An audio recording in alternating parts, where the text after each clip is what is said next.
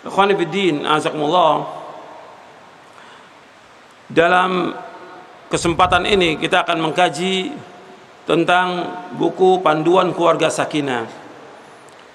Kita membahas tentang bagaimana setiap rumah tangga mendidik anak-anaknya di atas tauhid dan sunnah. Ini masalah yang penting karena ini merupakan kewajiban setiap kepala rumah tangga. Dan kita akan ditanya oleh Allah tentang bagaimana kita mendidik istri kita, mendidik anak kita. Kita bahas tentang masalah ini karena masalah yang penting. Dan pembahasan tentang kitab ini juga belum pernah kita bahas. Ini masalah yang penting. Jadi kalau kita melihat banyaknya kezoliman, banyaknya kemungkaran, banyaknya maksiat di mana-mana, banyaknya petaka, banyaknya musibah, banyak yang lain, kita mesti introspeksi. Jelas semua yang terjadi, kemungkaran dan yang lainnya, itu disebabkan perbuatan kita atau istri kita atau anak kita. Makanya harus ada perubahan kepada yang lebih baik dari kita. Karena dari rumah tangga itu akan terbentuk nanti masyarakat yang baik, kemudian kota yang baik, negara yang baik. Baldatun thayyibatun wa rabbun ghafur. Tapi syaratnya mereka harus kembali dulu kepada Al-Quran, kembali kepada sunnah Nabi sallallahu alaihi wasallam. Itu pokok. Dan ini harus terus diingatkan. Manusia ini harus kembali kepada Quran, manusia harus kembali kepada sunnah. Menurut para sahabat, baru mereka akan jadi baik. Karena perubahan itu akan ada, bukan dipilihnya pemimpin, bukan. Bukan sibuk bagaimana memilih pemimpin, bukan. Perubahan itu akan ada kalau kita ada berubah kepada diri kita, arti kita merubah diri kita, istri kita, anak kita. Karena Allah berfirman di dalam surah Ar-Ra'd ayat 11, innallaha la yughayyiru ma biqaumin hatta yughayyiru ma bi anfusihim. Sesungguhnya Allah tidak akan merubah satu kaum sampai mereka merubah apa yang ada pada diri mereka. Bukan perubahan itu dengan perubahan atau pergantian penguasa, bukan. Perubahan itu ada bukan karena pergantian penguasa, bukan. Kan itu yang sebagian orang mengharapkan, pergantian penguasa itu ada perubahan, bukan. Perubahan itu seperti yang Allah sebutkan dalam Al-Quran, innallaha la yughayyiru ma biqaumin hatta yughayyiru ma bi anfusihim. Sesungguhnya Allah tidak akan merubah satu kaum sampai mereka merubah apa yang ada pada diri mereka. Allah nggak sebutkan merubah apa yang ada pada penguasa mereka. Allah nggak sebutkan perubahan itu ada pada hukum mereka, tidak. Tapi perubahan pada diri kita dulu. Kita mulai dari rumah tangga, baru akan ada perubahan pada negara ini kepada yang lebih baik. Dan semua harus diajak kembali kepada Quran Sunnah. Semua harus diajak kembali kepada Islam yang benar.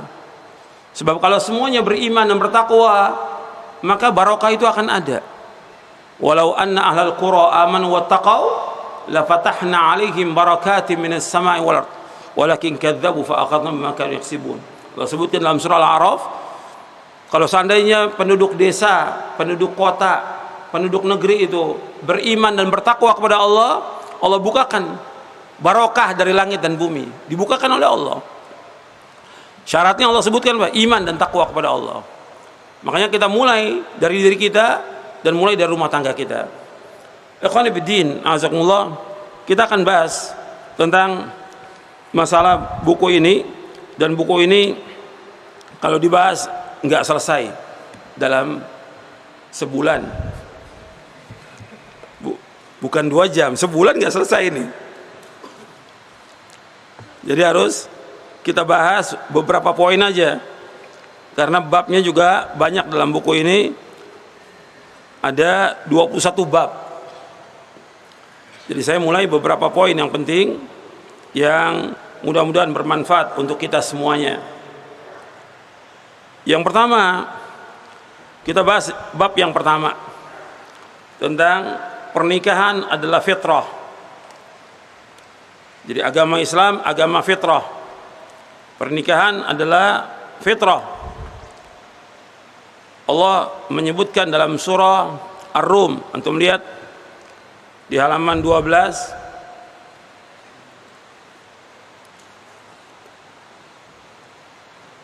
Allah berfirman dalam surah Ar-Rum surah 30 ayat 30, faqim wajhaka lid-dini hanifa fitratallahi allati fatara an-nasa 'alaiha la tabdila li khalqillah dzalika ad-dinul qayyim walakin aktsaran nasi la ya'lamun. Allah menyebutkan, hadapkan wajahmu kepada agama yang lurus yang Allah ciptakan manusia berdasarkan fitrah atasnya. La tabdila li khalqillah, tidak ada perubahan dalam ciptaan Allah.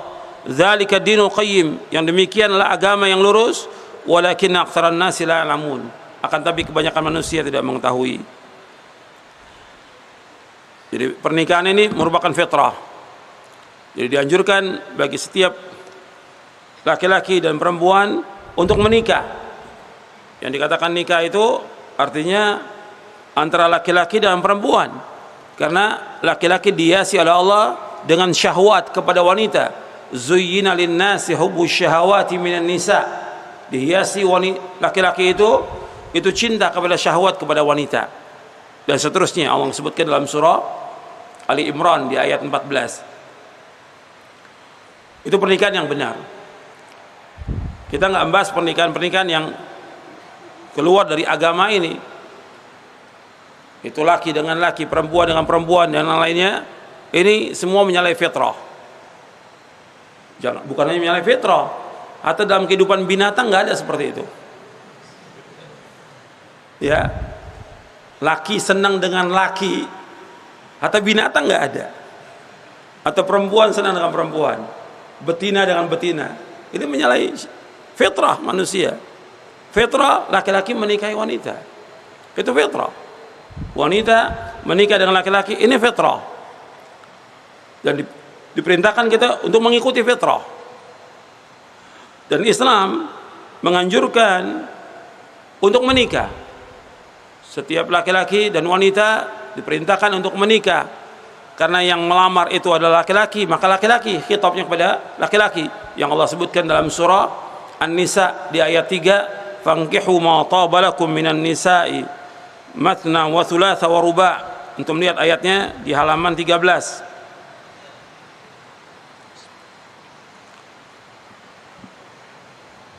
Dasar disyariatkannya nikah itu adalah Al-Quran, sunnah Nabi, dan ijma'. Dalil Al-Quran Allah sebutkan dalam surah An-Nisa ayat 3. Kita melihat di halaman 13, fankihu ma tabalakum minan nisa'i matna wa thulatha wa ruba'. Maka nikahlah perempuan yang lain yang kamu senangi 2, 3 atau 4. Dan kemudian juga Allah menyebutkan, wa ankihul ayama minkum wassalihina min ibadikum wa imaikum, dan nikahkanlah orang-orang yang masih membujang di antara kalian, dan juga orang-orang yang layak menikah dari hamba-hamba sahayamu yang laki-laki dan perempuan. Hatta hamba sahaya pun diperintahkan oleh Allah agar mereka dinikahkan, karena fitrah, karena mereka punya kebutuhan. Dan Nabi bersabda SAW, ya ma'syara syabab, man istata'a minkumul ba'ata falyatazawwaj, fa innahu aghaddu lil basar wa ahsanul faraj, wa man lam yastati' fa 'alaihi bis-shaum fa innahu lahu wija'. Untuk melihat di halaman 14, Nabi bersabda, ya ma'syara syabab, wahai para pemuda, man istata'a minkumul ba'a, siapa saja di antara kalian yang mampu untuk menikah, falyatazawwaj, maka hendaklah ia segera menikah. Fa innahu aghaddu lil basar, karena menikah itu akan menundukkan pandangan, wa ahsanul faraj, dan akan menjaga kemaluan. Wa man lam yastati', dan barang siapa yang tidak mampu, fa 'alaihi bis-shaum, maka hendaklah ia berpuasa. Fa innahu la wija, karena sungguhnya berpuasa itu dapat membentengi diri dia. Kalau artinya wija itu pengebiri, maksudnya membentengi diri supaya tidak jatuh dalam perbuatan zina. Di sini Nabi menyebutkan sallallahu alaihi wasallam, barang siapa di antara kalian untuk mampu menikah, segera menikah. Ini perintah dari Rasulullah sallallahu alaihi wasallam. Dan menikah itu aghadul basar, dapat menundukkan pandangan. Jadi kalau orang sudah menikah itu dia akan menundukkan pandangan. Wa ahsanul farj, dan akan menjaga kehormatannya. Di sini disebutkan wa ahsanul farj, dia menjaga kehormatannya, artinya dia akan menyalurkan syahwatnya itu kepada yang halal, kepada istrinya dengan dia menikah itu. Dan dia nggak akan berbuat yang melanggar syariat. Termasuk yang melanggar syariat itu istimna, yaitu onani. Itu melanggar syariat dan hukumnya haram dalam Islam. Istimna, onani itu hukumnya haram. Sebab Nabi memberikan bagi orang yang belum mampu untuk menikah, Nabi memberikan jalan keluar. Wa man lam yastati' fa 'alaihi bis-shaum. Barang siapa yang enggak mampu, hendaklah dia puasa. Bukan dia onani. Bukan dia melakukan pelanggaran yang lain, tapi dia disuruh oleh Nabi Muhammad SAW dengan berpuasa. Kemudian Nabi juga menyebutkan bahwa pernikahan dengan ikatan yang sah antara laki-laki dengan wanita itu akan membawa kepada separuh agama. Untuk melihat di halaman 15, Nabi bersabda SAW, "Man tazawwaja faqad istakmala nisfal iman, falyattaqillaha fil nisfil baqi." Kata Nabi, barang siapa yang menikah, dia telah melengkapi separuh imannya, maka hendaklah ia bertakwa kepada Allah dalam memelihara yang separuhnya lagi. Hadis ini hasan, diriwayatkan oleh Imam Tabrani dalam Mu'jamul Awsat dan dihasankan oleh Syekh Albani. Adapun hadis yang tadi, ya ma'syarasy syabab, itu hadisnya sahih, diriwayatkan oleh Imam Ahmad, Bukhari, Muslim dan yang lainnya. Di hadis ini, barang siapa yang menikah dia telah menjaga atau melengkapi separuh imannya. Dijelaskan oleh Imam Al-Munawi, kata beliau, Rasulullah SAW menjadikan takwa ke dalam dua bagian. Satu bagian dapat diraih dengan menikah, dan satu bagian lagi dengan amal-amal soleh yang lainnya.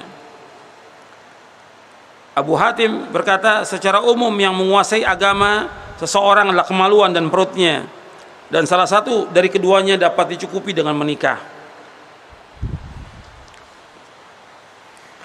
Kemudian juga Nabi bersabda dalam hadis yang lain, "Man razaqahullah imratan salihatan faqad a'anahu Allahu ala syatri dini falyattaqillah fi syatri tsani."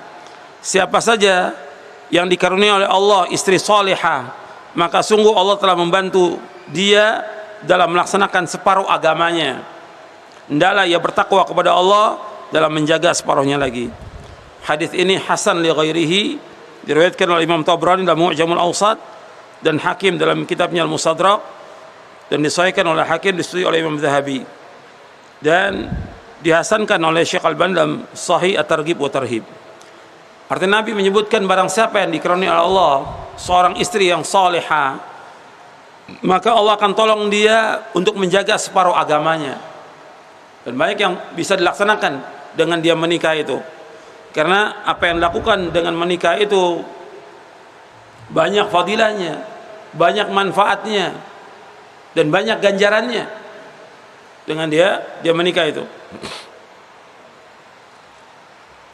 Kemudian hendaklah dia menjaga separuhnya yang lainnya. Di antaranya, seorang dengan dia menikah, dia mencari nafkah, dia memberikan nafkah kepada istrinya, dapat ganjaran atau tidak? Dapat.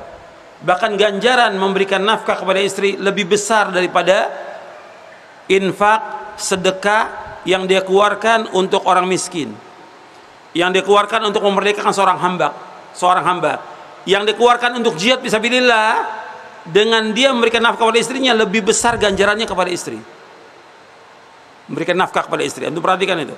Berarti di sini ganjarannya besar, memberikan nafkah kepada istri.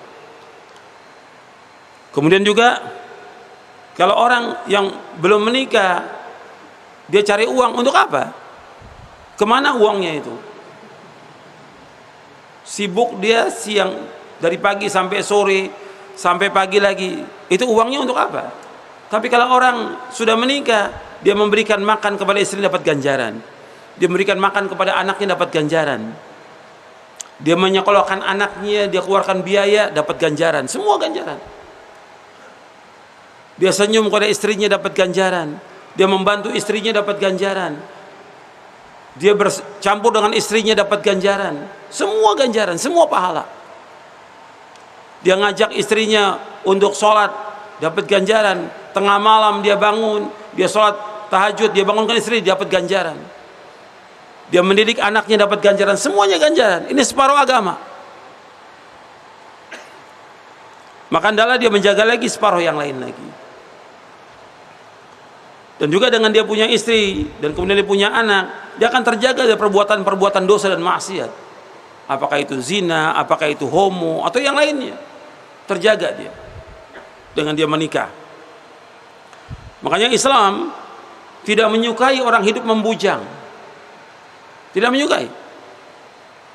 Nabi bersabda SAW, tazawwajul wadud al walud fa inni mukathirun bikumul anbiya yaumal qiyamah. Nikahilah wanita yang penyayang dan subur, karena aku akan berbangga dengan banyaknya umatku di hadapan para nabi pada hari kiamat. Hadis ini hadisnya sahih li ghairihi, diriwayatkan Imam Ahmad, Ibnu Hibban, At-Tabrani dalam Mu'jamul Awsat dan yang lainnya.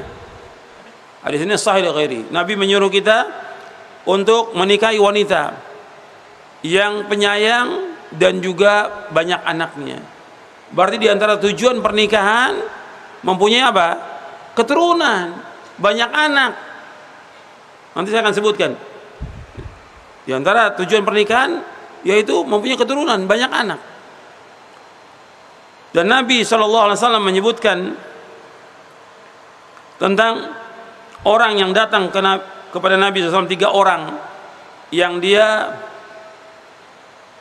menyebutkan tentang dia bertanya kepada istri Nabi SAW tentang ibadahnya Nabi, bagaimana ibadahnya Nabi. 3 orang ini bertanya tentang ibadahnya Nabi. Dijelaskan oleh istri Nabi SAW, oleh ummatul mukminin. Kemudian mereka mengatakan, sungguh aku akan berpuasa sepanjang masa tanpa putus. Ini menyalahi syariat. Yang satu mengatakan lagi, aku akan sholat malam selama-lamanya dan aku tidak tidur. Ini menyalahi syariat. Yang satu mengatakan, aku akan jauhi wanita, aku tidak menikah, saya tidak akan menikah selama-lamanya. Ini 3 ini menyalahi syariat semuanya. Maka Nabi mengatakan, antumul ladina qultum kada wa kada, ama wallahi inni la akhsyakum lillahi wa atqakum lah, lakinni asumu wa uftir wa usalli wa arqud wa atazawwaju nisa, faman raghiba an sunnati falaysa minni. Benarkah kalian yang telah mengatakan begini begitu? Demi Allah, sungguh akulah yang paling takut kepada Allah. Aku yang paling bertakwa kepada Allah di antara kalian. Meski demikian aku tetap berpuasa dan aku berbuka. Aku sholat dan aku pun tidur. Aku sholat malam, aku juga tidur. Dan aku menikahi wanita. Maka siapa saja yang tidak menyukai sunnahku, maka dia tidak termasuk golonganku. Hadis ini sahih, riwayat Bukhari, Muslim dan yang lainnya. Hadis ini kita nggak bahas panjang ini. Kalau kita bahas tentang fawaidnya panjang. Tapi yang pokok di sini yaitu kalimat Nabi, faman raghiba an sunnati falaysa minni. Barang siapa yang tidak suka dengan sunnahku, dia tidak termasuk golonganku. Artinya menikah termasuk sunnah Nabi. Maka setiap laki-laki harus segera untuk menikah. Maka Nabi menyebutkan SAW, antum lihat di hadis bawahnya. Hadis ini riwayat Bukhari, Muslim dan yang lainnya. Nabi bersabda, an-nikahu min sunnati, faman lam ya'mal bi sunnati falaysa minni, wa tazawwaju fa inni mukathirun bikumul umam, wa man kana dha taulin falyankih, wa man lam yajid fa alayhi bisiyam fa inna as-sawma lahu wija. Nabi SAW bersabda, menikah adalah sunnahku. Siapa yang enggan mengerjakan sunnahku, dia tidak termasuk golonganku. Orang yang tidak menikah tidak termasuk golongan Nabi Muhammad SAW. Menikahlah kalian, karena sesungguhnya aku berbangga dengan banyaknya jumlah kalian di hadapan seluruh umat kelak pada hari kiamat. Siapa yang memiliki kemampuan untuk menikah, maka menikahlah. Dan siapa yang belum mampu, hendaklah berpuasa, karena puasa itu sebagai perisai baginya. Hadis ini sahih li ghairihi, diriwayatkan oleh Imam Ibnu Majah dari sahabat Aisyah radhiyallahu anha. Nabi juga bersabda, tazawwaju fa inni mukatsirum bikumul umama yaumal qiyamah wa la takunu karahbaniyatin nasara. Kata Nabi, menikahlah kalian karena aku membanggakan banyaknya jumlah kalian kepada umat-umat yang lain pada hari kiamat. Janganlah kalian menyerupai para pendeta Nasrani. Karena pendeta Nasrani nikah atau tidak? Enggak nikah mereka. Tapi ada enggak di antara mereka yang berzina? Mereka enggak menikah. Menyalahi fitrah. Menyalahi fitrah, memberontak dia. Menyalahi fitrah. Maka disuruh dia untuk menikah, dan kita disuruh untuk menikah. Ketika dia tidak menikah, ini sama dengan pendeta Nasrani. Hadis ini sahih riwayat Imam Baihaqi dalam sunannya dari sahabat Abu Umamah radhiyallahu an.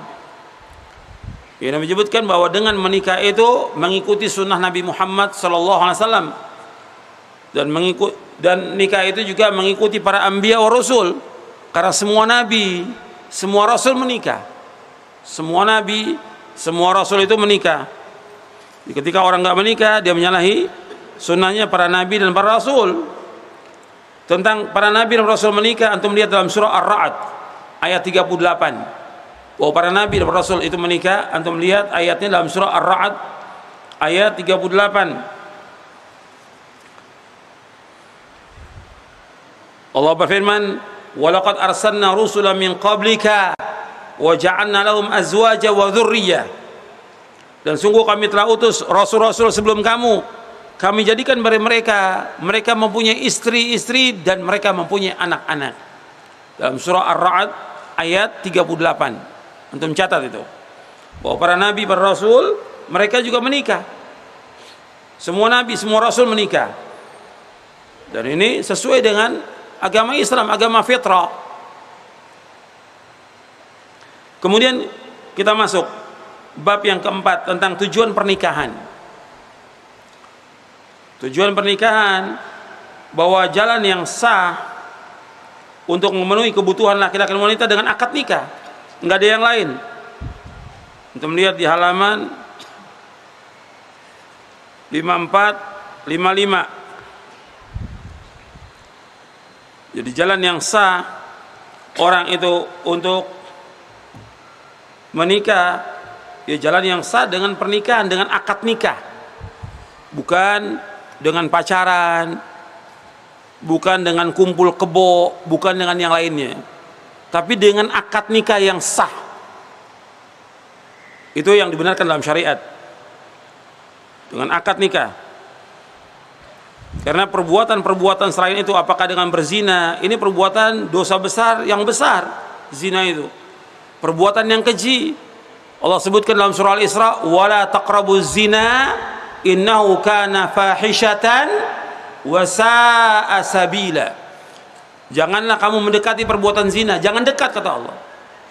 Karena perbuatan zina itu perbuatan yang keji, perbuatan yang kotor, perbuatan yang jorok, perbuatan yang jijik, perbuatan dosa besar. Wa sa'a sabila, dan saja jalan. Jalan yang paling jelek itu dengan perzinaan. Maka Islam menjelaskan bagaimana seorang itu dia memenuhi kebutuhan nalurinya, yaitu dengan dia menikah, ya akad nikah, laki dan perempuan. Dan ada penjelasan di sini panjang tentang tata cara akad nikah menurut syariat Islam. Ya, laki dan perempuan ada wali, ada mahar, ada suka sama suka, itu yang ada dalam Islam. Tapi bukan dengan dia melakukan perbuatan-perbuatan yang haram. Apakah dengan pacaran, berzina, homo, lesbi, kumpul kebo, atau yang lainnya, semuanya adalah syariat yang sah dengan akad nikah, dan itu mulia dan itu dibenarkan oleh syariat karena Nabi yang memerintahkan untuk demikian. Dan juga menjaga kehormatan seperti Allah sebutkan dalam surah Al-Mu'minun. Untuk melihat surah Al-Mu'minun ayat 5 dan 7, Allah berfirman, walladzina hum li furujihim hafizun illa ala azwajihim aw ma malakat aymanuhum fa innahum ghairu malumin faman ibtagha wara'a dzalika fa ulaika humul adun.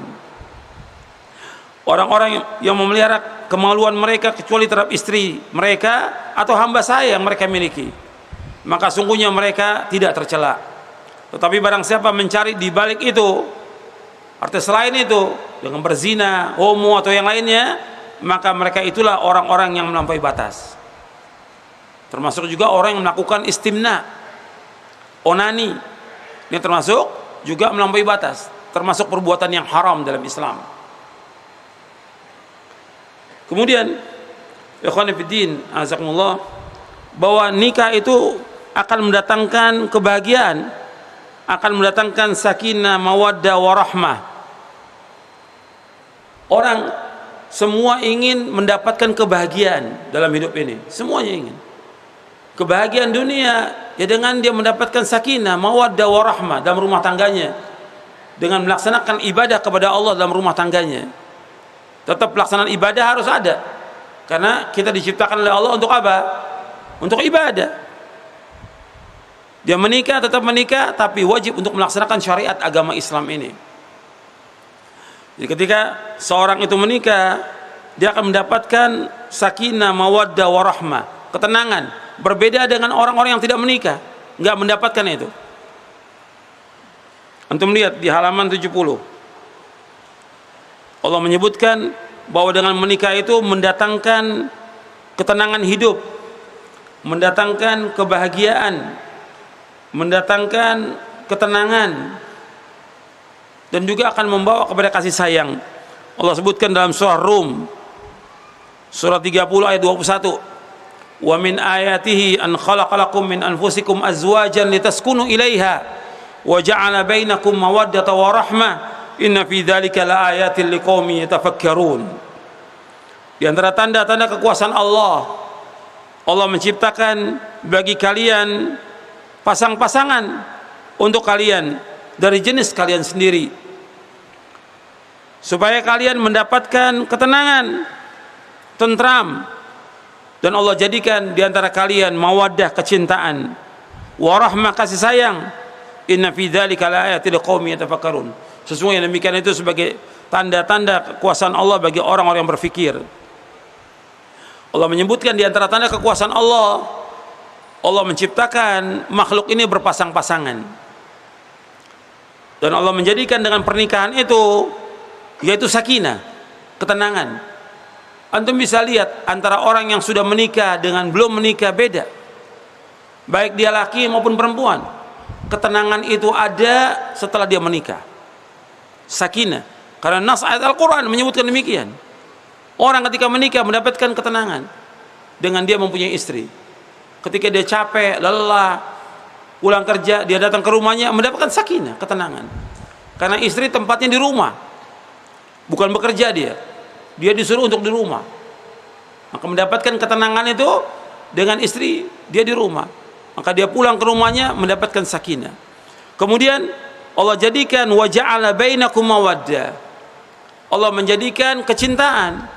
Jadi kecintaan yang sebenarnya, yang hakiki itu ada pada pernikahan. Itu perhatikan ya, pernikahan yang hakiki, yang sebenarnya itu ada pada pernikahan. Kalau sebelum pernikahan ada kecintaan, ini semu dan bohong semuanya. Yang dikatakan pernikahan, yang dikatakan cinta yang sebenarnya itu ada pada pernikahan. Karena mengatakan demikian Allah dalam Al-Quran, yang mengatakan Rasulullah. Yang menciptakan seluruh makhluk ini siapa? Allah Rabbul Alamin. Allah mengatakan demikian.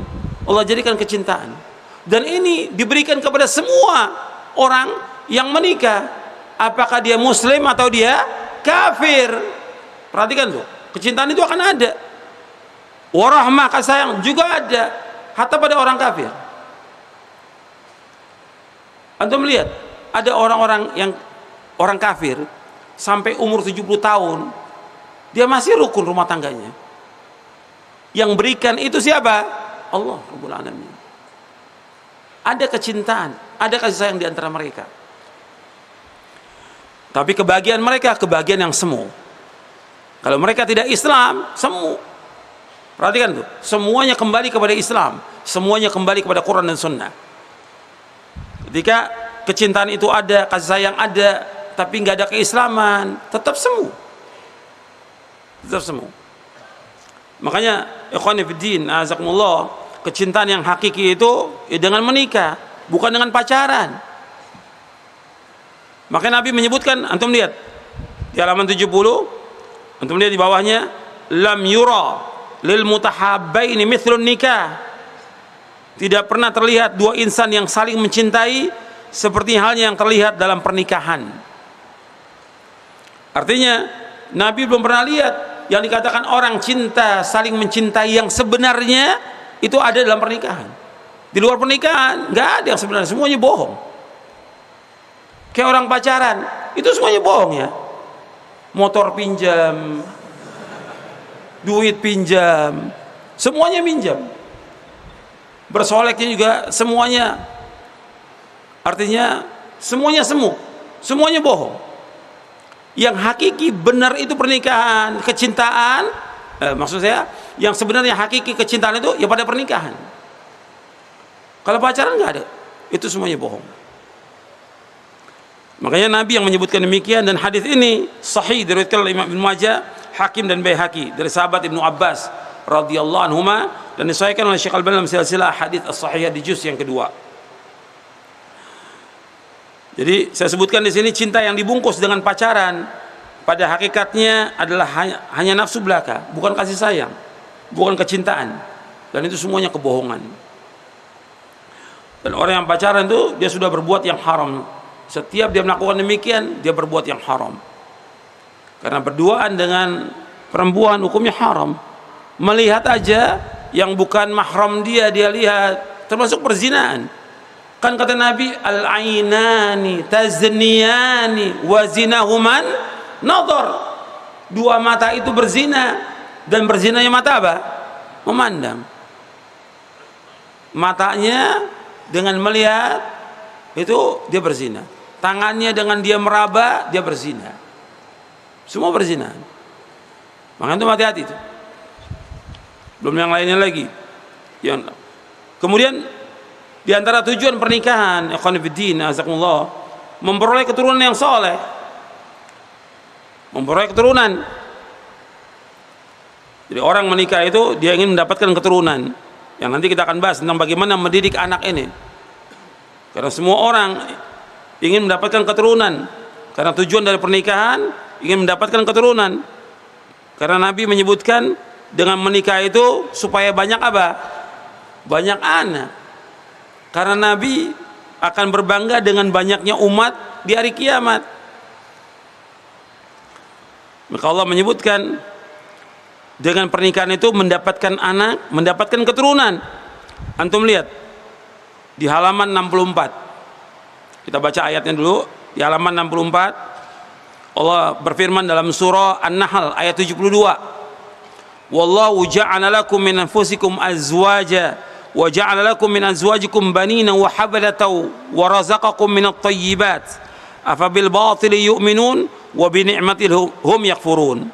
Dan Allah menjadikan bagi kamu pasangan suami atau istri dari jenis kamu sendiri, dan menjadikan anak dan cucu bagi kamu dari pasangan kamu, serta memberi kamu rezeki dari yang baik-baik. Mengapa mereka beriman kepada yang batil dan mengingkari nikmat Allah? Dan Allah menyebutkan dengan pernikahan itu untuk mencari anak, memperoleh keturunan. Maka Allah berfirman dalam surah Al-Baqarah ayat 187, wabtagu ma kataballahu lakum, dan carilah apa yang Allah tetapkan bagi kamu, yaitu anak. Abu Hurairah, Ibnu Abbas dan yang lainnya mengatakan ma kataballahu lakum, yaitu anak. Artinya dengan percampuran kamu kepada istri kamu tujuannya untuk mendapatkan anak. Untuk bisa lihat dalam tafsir Ibnu Katsir. Jadi Allah merintahkan umat Islam untuk memperoleh anak dengan cara berhubungan suami istri. Dan ini termasuk apa yang Allah telah tetapkan untuk manusia, artinya untuk hambanya. Dan setiap orang berdoa agar mendapatkan keturunan yang saleh dan salihah. Antum lihat lagi di halaman 72. Halaman 72. Setiap orang dia berumah tangga itu ingin mendapatkan keturunan yang soleh dan soleha. Karena itu yang bermanfaat ketika dia sudah meninggal dunia.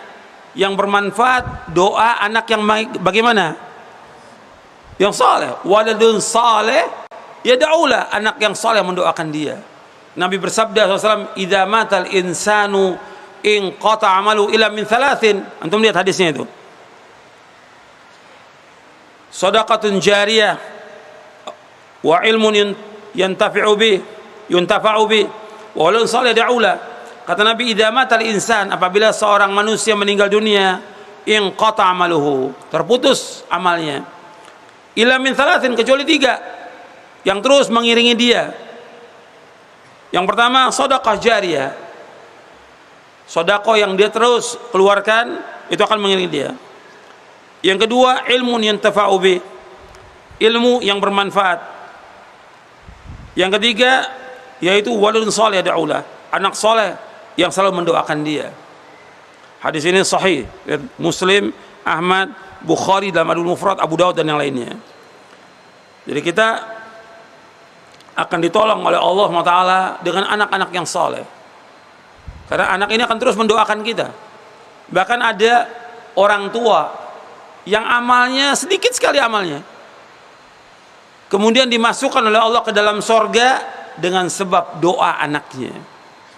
Dia bertanya, ya Allah, dari mana kok saya masuk ke sorga ini, mendapatkan tingkatan di sorga? Kata Allah, dengan sebab istighfar anakmu, dengan sebab anak ini terus memintakan ampun buat kedua orang tuanya. Allah masukkan orang tuanya ke dalam sorga dengan sebab apa? Anaknya minta ampun. Ketika anaknya terus berdoa minta ampun untuk orang tuanya, Rabbighfirli wa yudayya warhamhuma kama rabbayani shaghira, terus dibaca, setiap sujud dibaca, tengah malam dibaca, di waktu yang mustahil dibaca, maka akan diampunkan dosa orang tuanya. Ketika diampunkan semua dosanya, dimasukkan kemana oleh Allah? Ke surga. Yang ada dosa, yang banyak dosa dimasukkan kemana? Ke neraka. Ketika diampunkan semua dosanya, dimasukkan kemana? Ke surga. Makanya itu kalau yang doanya 1 anak, kalau yang doakan 10 anak, maka disuruh banyak anak, disuruh banyak anak. Nggak boleh KB, KB hukumnya haram, haram itu KB hukumnya dalam Islam. Nggak ada KB dalam Islam, nggak ada. Disuruh banyak anak. Nabi suruh apa? Tazawwajul waludal wadud fa inni mukatsirun bikumul umama yaumil qiyamah. Kawinlah perempuan yang penyayang dan banyak anak, karena akan berbangga dengan banyaknya umatku pada hari kiamat. Tazawwajul wadudal walud fa inni mukatsirun bikumul anbiya yaumil qiyamah.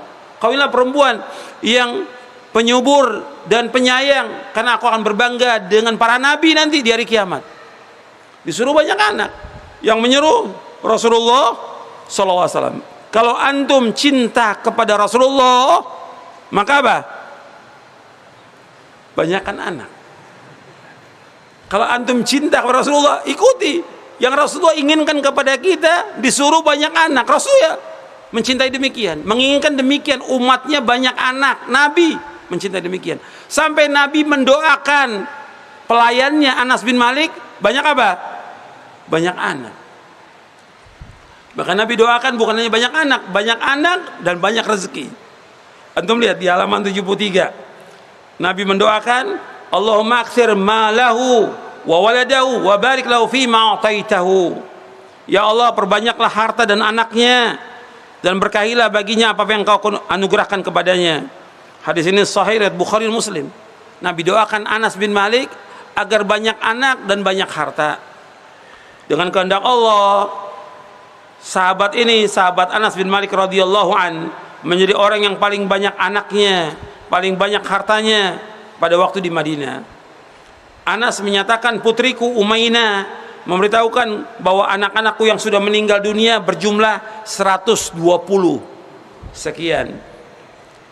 Sewaktu masanya Hajjaj bin Yusuf memasuki kota Basrah. Hadis ini sahih riwayat Bukhari. Jadi anak cucunya yang sudah meninggal 120. Banyak anak. Jadi seorang muslim nggak boleh khawatir tentang masa depan, nggak boleh. Kalau dia beriman kepada Allah, kewajiban dia bertawakal kepada Allah. Allah yang menciptakan dia, pasti Allah memberikan apa? Rezeki. Allah sebagai Khalik, Allah juga sebagai Razik. Allah yang menciptakan, Allah yang memberikan rezeki. Nggak usah khawatir, nggak usah takut. Cuma setan menakut-nakut kita. Setan itu, bahwa syaitan ya'idukumul faqra. Syaitan itu menjanjikan kamu ke apa? Kefakiran, miskin, nanti susah, nanti nggak bisa membiayai hidup dan segala macam. Itu setan. Nah, kita nih dibisiki setan setiap hari. Gitu. Setan dari jenis jin, setan dari jenis manusia, tiap hari itu. Sehingga nggak mau punya anak lagi. Dibisiki nanti gimana sekolahnya, nanti gimana biayanya segala macam. Itu setan. Itu setan. Gitu. Antum jangan ikut setan dan jangan jadi setan, jangan. Gitu. Antum hamba Allah yang beriman kepada Allah, kita wajib untuk takut hanya kepada Allah. Kita wajib mengharap hanya kepada Allah. Kita wajib tawakal hanya kepada Allah. Kita wajib cinta hanya kepada Allah. Kita wajib menyerahkan semua urusan kita hanya kepada Allah. Enggak usah takut. Antum lihat dalam surah Al-Baqarah bagaimana setan itu menggoda anak Adam di surah Al-Baqarah di ayat 260-an. Antum lihat itu bagaimana setan menggoda anak Adam. 268. Asy-syaitanu ya'idukumul faqra wa ya'murukum bil fahsya wallahu ya'idukum maghfiratan minhu wa fadla wallahu wasi'un alim. Setan menjanjikan kepada kalian itu al-faqr, kefakiran. Pokoknya dibayangin susah hidup ini, fakir. Padahal diberikan rezeki oleh Allah. Wa ya'murukum bil fahsya, dan setan menyuruh kalian untuk berbuat keji. Perbuatan keji diantaranya apa? Perbuatan zina dan yang lainnya. Wallahu ya'idukum maghfiratan min wa fadla. Allah menjanjikan kepada kalian ampunan darinya dan karunia. Wallahu wasi'un alim, dan Allah itu sangat luas karunianya dan Allah itu Maha mengetahui. Jadi ayat 268 ini menjelaskan bahwa setan itu membisikkan kepada anak Adam apa? Kefakiran. Nanti kalau seandainya punya anak 2, punya anak 3, 4, gimana nanti makannya? Orang dulu nggak pernah berpikir seperti itu. Ya, kakek nenek antum nggak pernah berpikir itu. Anaknya 10, 15, alhamdulillah semuanya makan, semuanya sekolah. Kalau sekarang semuanya ketakutan. Kalau soal repot, sama orang tua antum juga dulu repot. Kakek dan nenek antum juga repot, sama aja repot. Tapi tetap kita berusaha bagaimana kita mengikuti perintah Nabi Muhammad SAW. Kalau kita cinta pada Nabi, ikuti. Yaitu apa? Dengan kita banyak anak. Dan manfaatnya banyak. Antum lihat manfaatnya. Mendapatkan karunia yang besar. Karena apa? Anak lebih tinggi lebih bernilai daripada harta. Nggak bisa dihitung. Nggak ada orang mengatakan harganya anak 1 miliar. Nggak ada. Nggak ada hitungannya anak itu. 1 triliun pun nggak bisa dibandingkan anak itu. Kemudian menjadi buah hati yang menjijukkan pandangan, sarana untuk memperoleh ganjaran dari Allah. Di dunia bisa saling tolong menolong, kemudian membantu meringankan kedua orang tua. Belum banyak lagi manfaatnya, menjadi amal yang bermanfaat, dan kemudian juga menjadi hijab antara dirinya api neraka. Kalau dia meninggal masih kecil, itu menjadi hijab dari api neraka. Kemudian juga menjadi sebab kemenangan kaum muslimin ketika terjadi jihad, karena banyaknya jumlah kaum muslimin. Kemudian juga membuat apa? Rasulullah berbangga pada hari kiamat. Rasulullah senang dengan orang-orang yang banyak anak. Kemudian ikhwan fillah, azakumullah, ini berkaitan dengan keturunan dan manfaatnya besar. Sekarang kita masuk pembahasan tentang hak istri yang wajib dipenuhi oleh suami. Tentang masalah hak ini panjang juga dibicarakan, tapi saya akan bahas sedikit aja. Antum lihat di bab yang ke-10,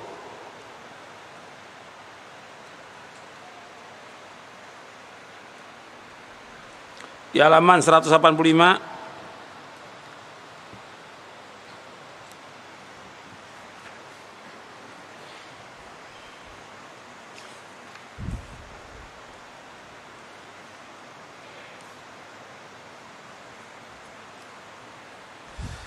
Jadi ketika berbicara tentang hak yang wajib dipenuhi oleh seorang istri, jadi hak istri yang wajib dipenuhi oleh suaminya, ini saya sebutkan banyak ya, hak istri yang wajib dipenuhi oleh suaminya. Di antara yang pokok ya artinya dia memberikan nafkah, baik itu nafkah lahir maupun nafkah batin. Itu bab yang ke-10. Kemudian memberikan pakaian, kemudian mendidik. Dia wajib untuk memberikan nafkah kepada istrinya, memberikan nafkah kepada anak-anaknya, ini wajib ini. Dan dia wajib memberikan nafkah dari harta yang halal, nggak boleh dari yang haram, nggak boleh dari yang syubhat, nggak boleh. Karena ketika dia memberikan dari harta yang haram, itu doanya nggak akan dikabulkan oleh Allah. Untuk bisa lihat hadisnya sahih, riwayat Muslim, Tirmidzi dan lainnya di halaman 169. Ketika orang itu makan dari yang haram, minum dari yang haram, berpakaian dari yang haram, maka nggak akan dikabulkan doanya. Kata Nabi SAW, Nabi menyebutkan orang yang yutilus safar, asy'atha aghbara, yamuddu yadayhi ila sama, ya Rabbi ya Rabb, wa mat'amu haram, wa mashrabu haram, wa malbasu haram, wa ghudhiya bil haram, fa ana yustajabu lah. Nabi menyebutkan tentang seorang yang dia lama berpergian, rambutnya kusut dan berdebu. Safar itu termasuk salah satu dikabulkannya doa seorang hamba. Kalau antum safar keluar kota, ketika antum safar itu berdoa, makbul doa antum.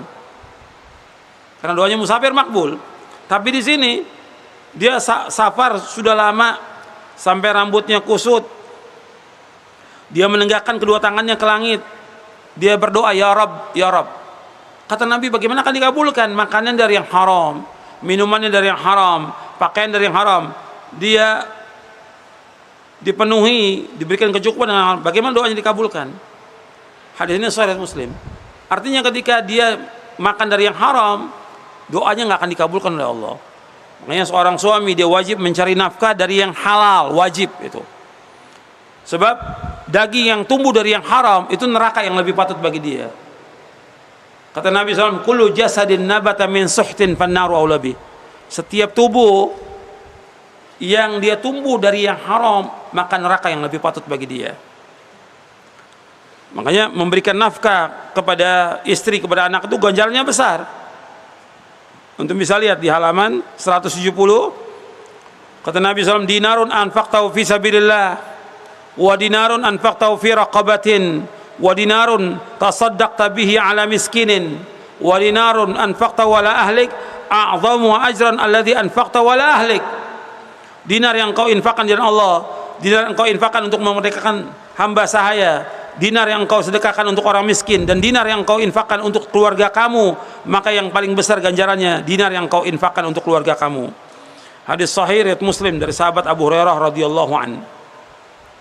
Makanya setiap suami dia wajib mencari nafkah. Istri nggak ada kewajiban mencari nafkah. Istri diperintahkan oleh Allah tempatnya di mana? Di rumah. Allah merintahkan waqarna fi buyutikunna wala tabarrajna tabarrul jahiliyatil ula. Adalah kalian para wanita tinggal di rumah. Jangan kalian terbuka aurat kalian sebagaimana orang-orang jahiliyah. Yang wajib mencari nafkah yaitu suami. Makanya suami diberikan kelebihan oleh Allah karena dia laki-laki, yang kedua karena diberikan nafkah. Yang Allah sebutkan dalam surah An-Nisa di ayat 34, ar-rijalu qawwamuna 'alan nisa bima faddalallahu ba'dahum 'ala ba'd wa bima anfaqu min amwalihim. Laki-laki itu sebagai pemimpin bagi wanita dengan sebab kelebihan yang Allah berikan kepada laki-laki, dan dengan sebab laki-laki memberikan nafkah kepada istri mereka. Maka laki-laki wajib untuk mencari nafkah. Nggak boleh dia bergantung pada orang lain, nggak boleh bergantung pada orang tuanya, nggak boleh bergantung pada mertuanya, nggak boleh bergantung pada saudaranya, nggak boleh minta-minta kepada manusia, hukumnya haram. Minta-minta itu haram hukumnya. Dia wajib mencari nafkah dengan jerih payah dia sendiri. Dia wajib mencari nafkah, wajib untuk memberikan nafkah kepada istrinya dan anaknya. Dan ini ganjarannya besar, sampai Nabi bersabda, wa innaka lan tunfiqa nafaqatan tabtaghi biha wajh Allah illa ujirta biha hatta ma taj'alu fi imra'atik. Sesungguhnya tidaklah engkau menafkahkan suatu nafkah dengan niat untuk mencari wajah Allah, melainkan engkau diberi pahala dengannya sampai apa yang engkau berikan ke mulut istrimu akan diberikan ganjaran. Hadis ini sahih riwayat Bukhari dan Muslim dari sahabat Sa'ad bin Abi Waqqas. Maka ketika ada orang yang tidak memberikan nafkah, tidak mencari nafkah, termasuk dosa besar. Nabi bersabda, kafa bil mar'i ithman ayyudayya man yaqut. Cukuplah seorang dikatakan berdosa jika dia menyanyikan orang-orang yang wajib diberikan makan, yang wajib diberikan nafkah. Hadis ini hasan riwayat Imam Abu Daud, Ahmad dan yang lainnya. Kemudian ikhwan fillah, azakumullah, di antara kewajiban atau hak istri yang wajib dipenuhi oleh suami, yaitu seorang suami wajib untuk mengajak istrinya ke sorga. Seorang suami wajib mengajak istrinya ke sorga. Dengan apa? Dengan dia mendidik istrinya di atas Islam, di atas sunnah, mengajak dia untuk mentauhidkan Allah, menjauhkan syirik, diajak dia untuk mengerjakan sunnah-sunnah Nabi SAW. Wajib. Antum lihat di halaman 185. Saya nggak sebutkan detail tentang hak istri yang wajib dipenuhi oleh suaminya, nanti antum bisa baca, karena pembahasan kita terfokus kepada masalah pendidikan istri dan anak di atas tauhid dan sunnah, mengajarkan ilmu agama. Antum lihat di halaman 185, Allah berfirman, ya ayyuhalladzina amanu qu anfusakum wa ahlikum nara waquduha an-nas wal hijara 'alaiha malaikatun giladun shidad la ya'suna Allah ma amarahum wa yaf'aluna ma yu'marun. Ya ayyuhalladzina amanu, wahai orang beriman, qu anfusakum wa ahlikum nara, jaga diri kamu dan keluarga kamu dari api neraka. 'Alaiha malaikatun waquduha an-nas wal hijara, kata Allah. Ya ayyuhalladzina amanu qu anfusakum wa ahlikum nara waquduha an-nas wal hijara. Yang bakarannya api neraka itu, bahan bakarnya adalah manusia dan batu. 'Alaiha malaikatun giladun syidad. Di atasnya, maksud di atas neraka itu penjaganya malaikat-malaikat yang kasar dan keras. La ya'sunallaha ma amarahum, yang mereka tidak berbuat maksiat kepada Allah terhadap apa yang mereka diperintahkan atau terhadap apa yang Allah perintahkan kepada mereka. Wa yaf'aluna ma yu'marun, dan mereka mengerjakan apa yang diperintahkan. Di sini Allah menyebutkan ya ayyuhalladzina amanu qu anfusakum wa ahlikum nara. Wahai yang beriman, jaga diri kamu dan keluarga kamu dari api neraka. Bagaimana menjaganya? Menjaga diri kita, istri kita, anak kita dari api neraka. Dijelaskan di sini. Jadi menjaga keluarga dari api neraka mengandung maksud menasihati mereka agar taat, bertakwa kepada Allah, mentauhidkan Allah, menjauhkan syirik, mengajarkan kepada mereka tentang syariat Islam, tentang adab-adab Islam. Para sahabat dan mufassirin ahli tafsir menjelaskan tentang tafsir ayat tersebut sebagai berikut. Ali bin Abi Thalib radhiyallahu berkata, "Alimu anfusakum wa ahlikumul khaira wa adibuhum." Ajarkan agama kepada keluarga kalian dan ajarkan pula adab-adab Islam. Qatadah radhiyallahu an berkata, suruh keluarga kalian untuk taat kepada Allah, cegah mereka dari berbuat maksiat dalam mereka melaksanakan perintah Allah, dan bantulah mereka. Apabila kalian melihat mereka berbuat maksiat, maka cegah dan laranglah mereka. Ibnu Jarir At-Tabari rahimahullah berkata, ajarkan kepada mereka, ajarkan kepada keluarga kalian ketaatan kepada Allah, yang hal itu dapat menyelamatkan diri mereka dari api neraka. Imam Syaukani rahimahullah mengutip perkataan Ibnu Jarir, wajib bagi kita mengajarkan anak-anak kita dinul Islam, agama Islam, serta mengajarkan segala kebaikan dan adab-adab Islam. Ini wajib. Makanya ayat ini, ya ayyuhalladzina amanu qu anfusakum wa ahlikum nara. Wahai orang beriman, jaga diri kamu dan keluarga kamu dari api neraka. Bagaimana menjaganya? Dijelaskan oleh Ali bin Abi Thalib radhiyallahu an, alimu anfusakum wa ahlikumul khaira wa adibuhum. Ajarkan diri kamu dan mereka agama, ajarkan kebaikan, wa adibum, dan ajarkan juga adab kepada mereka. Kalau menurut penafsiran yang lain disebutkan, ajarkan mereka untuk bertakwa kepada Allah, menjauhkan perbuatan dosa dan maksiat, Jadi ini yang asas dari perintah untuk ma'ruf. Arti perintahkan mereka kepada yang ma'ruf, cegah mereka dari yang mungkar. Ma'ruf, yang paling ma'ruf apa? Tauhid. Mungkar, yang paling mungkar apa? Syirik. Makanya Allah firmankan dalam surah Luqman, ya bunayya la tusyrik billah inna syirka la dzulmun adzim. Wahai anakku, jangan kau berbuat syirik. Syirik itu kezaliman yang amat besar.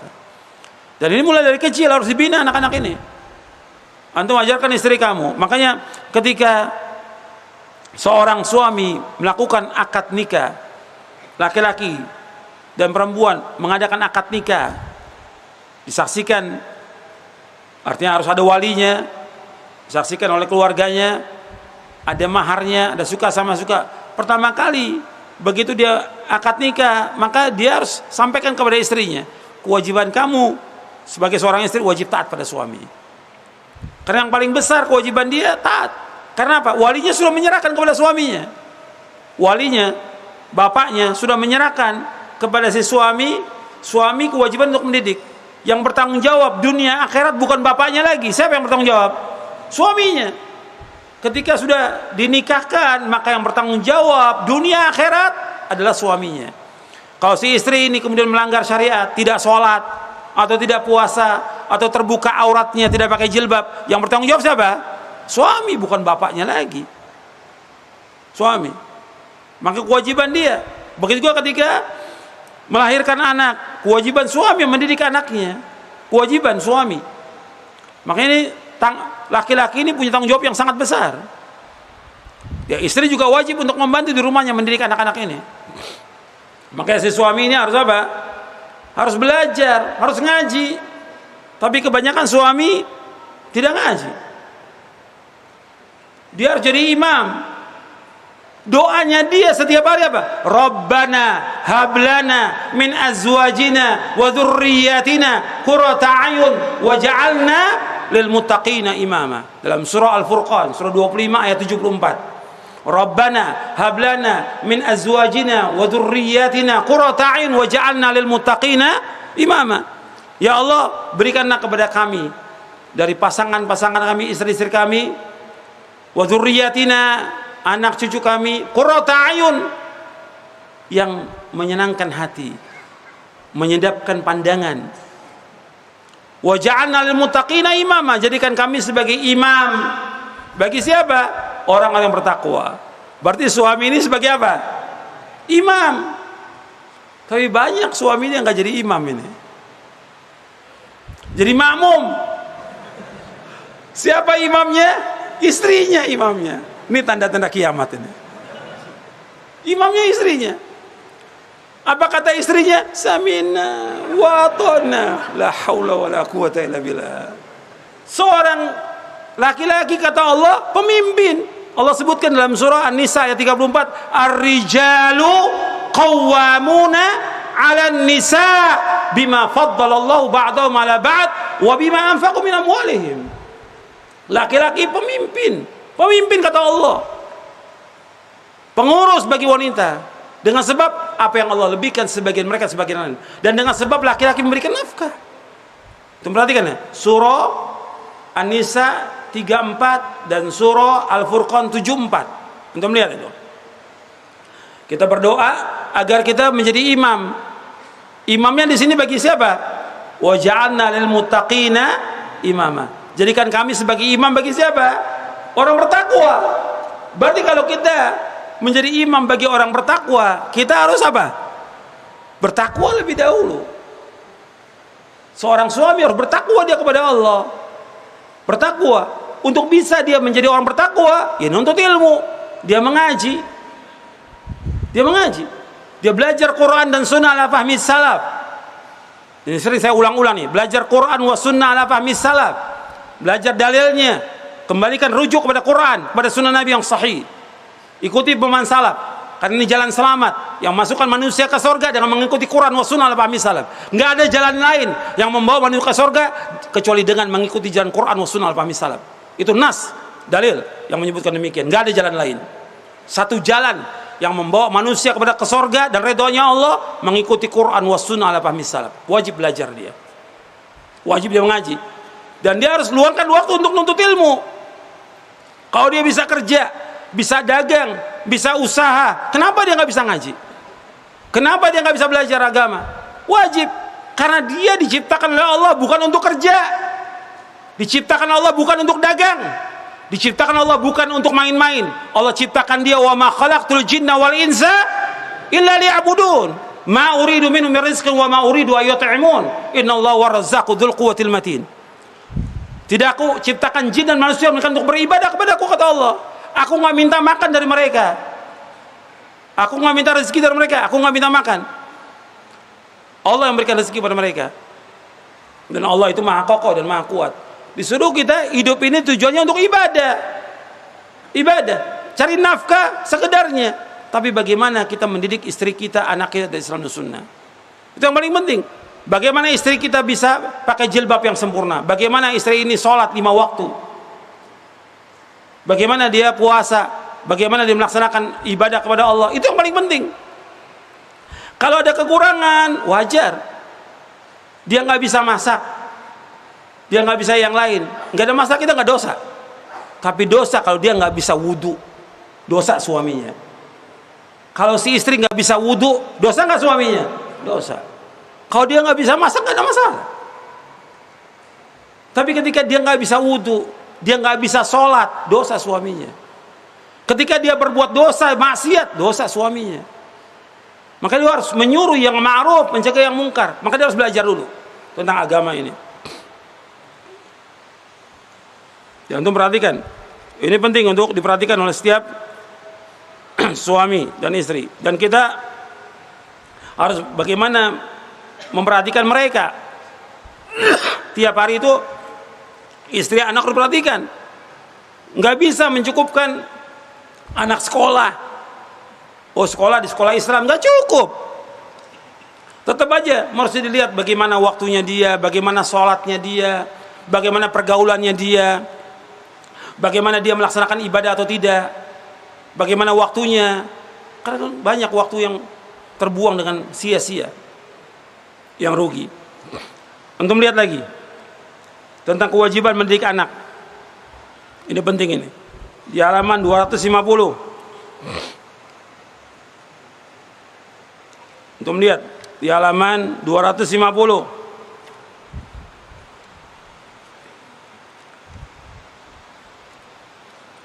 Oh, tadi saya sebutkan tentang ayat dalam surah At-Tahrim ayat 6, ya ayyuhalladzina amanu qu anfusakum wa ahlikum nara, wahai orang beriman jaga diri kamu dan keluarga kamu dari api neraka. Kita wajib untuk menjaga mereka, dan kita sebagai pemimpin. Jadi setiap rumah tangga dia harus memiliki keinginan untuk mewujudkan keluarga yang sakinah, mawaddah, warahmah. Dan setiap anggota keluarga punya peran untuk menjalankan amanah tersebut. Tapi yang paling besar di sini yaitu seorang suami sebagai kepala rumah tangga. Dia wajib memberikan teladan yang baik dalam mengemban tanggung jawabnya. Karena kelak Allah akan mempertanyakan pada hari kiamat kepada seorang suami ini bagaimana dia mendidik istrinya, bagaimana dia mendidik anaknya. Nabi SAW bersabda, kullukum ra'in wa kullukum mas'ulun an ra'iyatihi wal amiru ra'in wal rajulu ra'in ala ahli baitihi wal mar'atu ra'iyatun ala baiti zawjiha wa waladihi fa kullukum ra'in wa kullukum mas'ulun an ra'iyatihi.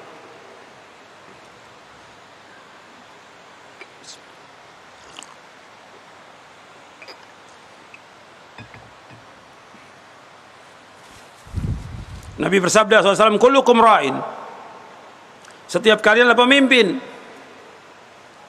wa kullukum mas'ulun an ra'iyati, setiap kalian bertanggung jawab atas orang yang dipimpinnya, wal amiru ra'in, dan seorang amir raja adalah pemimpin, wal rajulu ra'in ala ahli baitihi, seorang suami pemimpin atas keluarganya, wal mar'atu ra'iyatun ala baiti zawjiha wa waladihi, dan seorang istri dia juga pemimpin bagi rumah suaminya dan anak-anaknya. Artinya dia wajib untuk mengurus rumah tangga suaminya dan mengurus anak-anaknya. Fakullukum ra'in, dan setiap kalian semua adalah pemimpin. Wa kullukum mas'ulun ra'iyati, dan setiap kalian semuanya akan diminta bertanggung jawab atas orang yang dipimpinnya. Hadis ini sahih diriwayatkan Imam Bukhari, Muslim, Ahmad dari sahabat Ibnu Umar radhiyallahu anhuma. Dan Nabi juga bersabda, "Innallaha sa'irun kullu ra'ina mastar'a ahfidha dzalika am dhayya'a hatta yas'ala rajul an ahli baiti." Sesungguhnya Allah akan bertanya kepada setiap pemimpin tentang apa yang dipimpinnya, apakah ia pelihara atau ia sia-siakan, sampai Allah bertanya kepada seorang laki-laki tentang keluarganya. Jadi kita akan ditanya oleh Allah tentang siapa? Tentang istri dan anak. Kita nggak akan ditanya pemimpin kita apakah 01 apa 02. Nggak ditanya kita.